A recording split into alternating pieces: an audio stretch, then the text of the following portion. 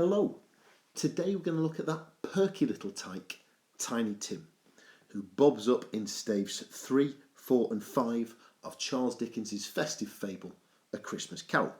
Now Tim is a sweet-natured, disabled child, and he's used by Charles Dickens as a cipher or symbol for the blameless suffering of the working class. Now we're introduced to Tiny Tim in stave 3, where the Ghost of Christmas Present drags Scrooge along to get a snapshot of At Home with the Cratchits. We get a little insight into their life. And Tim comes in with his dad, and he's described thus. Alas for Tiny Tim, he bore a little crutch and had his limbs supported by an iron frame. Now why is Dickens so keen to use adjectives like tiny and little to kind of foreground and emphasise Tim's small stature? Well, I think this is a way of conveying Tim's weakness. He's vulnerable. He's a little boy at the mercy of a big bad world that wants to stomp him, a cruel world that could crush him like that. The reference to the iron frame is interesting as well. You can read this metaphorically. The iron frame can be seen as a metaphor for poverty.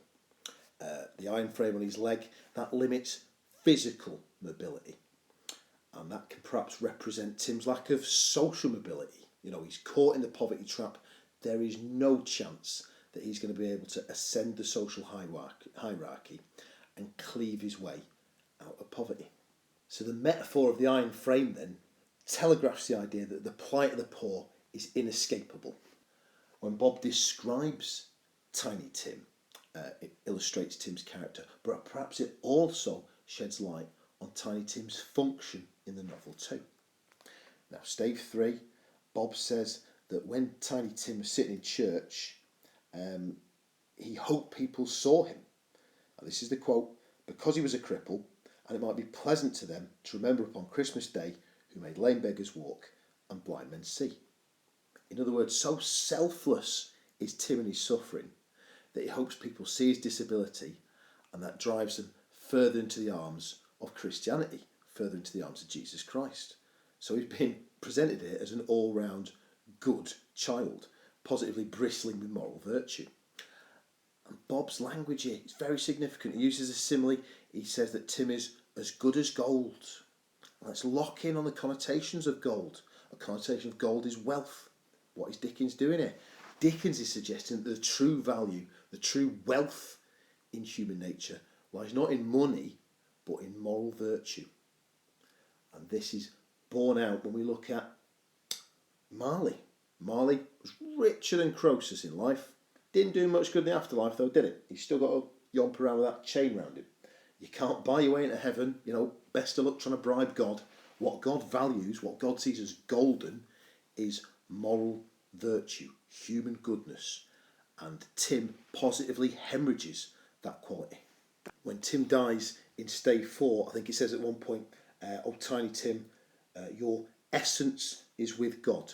In other words, Tim wasn't rich, not in wallet, but he had that moral virtue, and that was his fast track into heaven. Now, in spite of Tim's infirmity, his disability, he's painted as quite a jolly little sausage by Charles Dickens.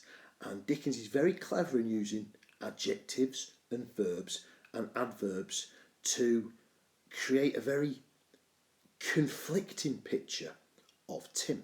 Let's have a look at some of these words and these phrases. Tim's described as having a withered little hand. He's described as having an active little crutch. When it's dinner time, he beat on the table with the hand of his knife and feebly cried, hurrah. And you can see my colour code underlining there.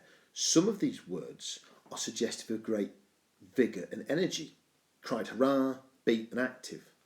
Other words here, withered, little, feebly, which means weakly, are suggestive of vulnerability, of weakness. What is Dickens endeavouring to do here? Well, I believe that he's endeavouring to show that Tim's natural youthful vigour and vitality is blighted or undermined by his illness or infirmity. So there's an intentionally conflicting picture conjured up by Charles Dickens. We see a real measure of Bob's love for his son in the following description. Dickens writes that Bob's voice was tremulous and trembled more when he said that Tiny Tim was growing strong and hearty. Now Now what this is doing is telegraphing the forced optimism that shows the parental desperation to believe what patently isn't true. I mean, it's clear to us the boy's not getting any better. The boy's dying. And of course, what this does is generates huge sympathy in the reader for the plight of this loving family, the Cratchits, and by extension, the working class that they represent. Bob desperately tries to deny the brutal truth about his son's condition, and that is heart-rending. Also, what we perceive very loud and clear here is that poverty denies Tim access to adequate healthcare. Now, there's a great Arnold Schwarzenegger film called Predator, and during this film, one of his pals, this big macho slab of gristle, gets a flesh wound in a gunfight, and he quips to his pal, he says, "I ain't got time to bleed. I ain't got time to bleed." And I look at poor Tiny Tim and I think, you haven't got money to bleed. You literally cannot afford to get sick in a society where there is no free healthcare. Victorian England didn't have an NHS. If you don't have money to access medical assistance, your condition is going to get worse. You are going to die. It's no coincidence that Dickens chooses a small disabled child as the vehicle, as the representative for the working classes.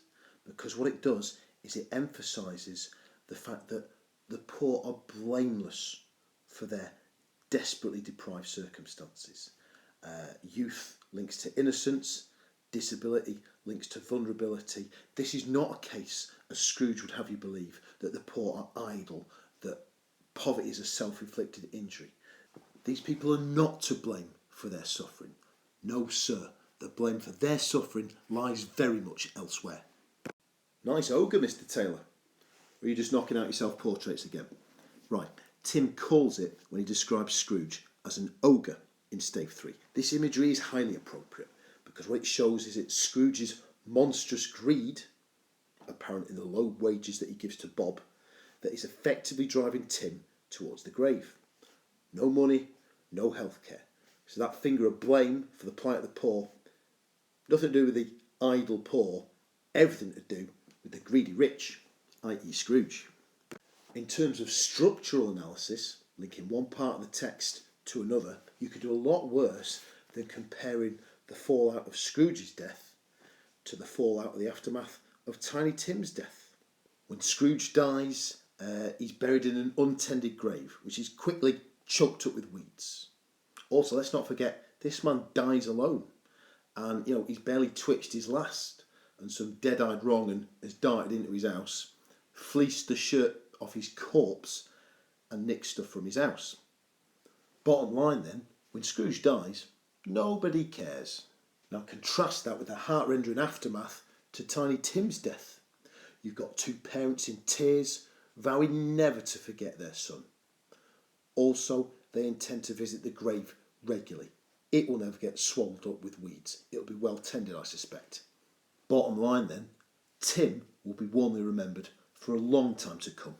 And perhaps as well as saddening the reader, the death of Tiny Tim is intended to anger him too, to show the monstrous price of greed.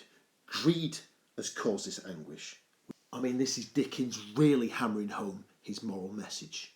We need to abandon avarice and share wealth more equitably, or there's going to be a lot more dead children.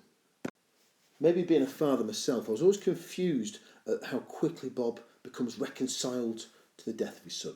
He gives him a kiss on the head and he goes downstairs, and it says he's reconciled to what's happened. He went down again quite happy. And my first thought was, is Bob just a shockingly cold man here? No, I don't think he is. On reflection, I think this scene just acknowledges the grim inevitability of child mortality in impoverished Victorian families. There is nothing Bob could have done about this.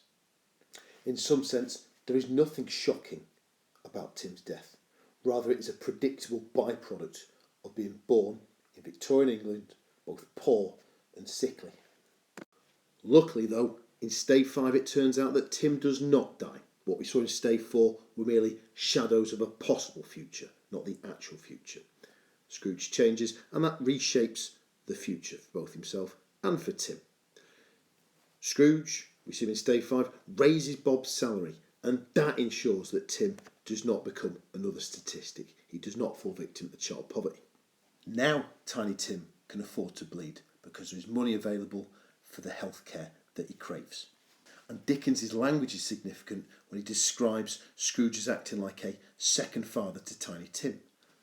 This suggests that it's not just money, but warm, loving, almost family bonds between people will help eradicate poverty. There needs to be genuine concern and feeling as well as pound, shilling and pence. Hooray! We've slogged through the end of another video. This page simply summarises everything I've been honking on about for the last 10 minutes. Feel free to read it at your leisure. And that's Tiny Tim for you folks. A sweet, small, disabled boy who acts as a symbol of the poor's vulnerability, telegraphing loudly and clearly their blameless suffering.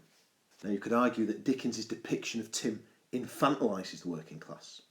Or you can just accept that Tiny Tim is a means to an end. He's a means of generating sympathy for a today's society that is damaged and destroyed by the greed of the ruling class. And with that, I bid you a fond farewell. Or as they say in Germany, tschüss.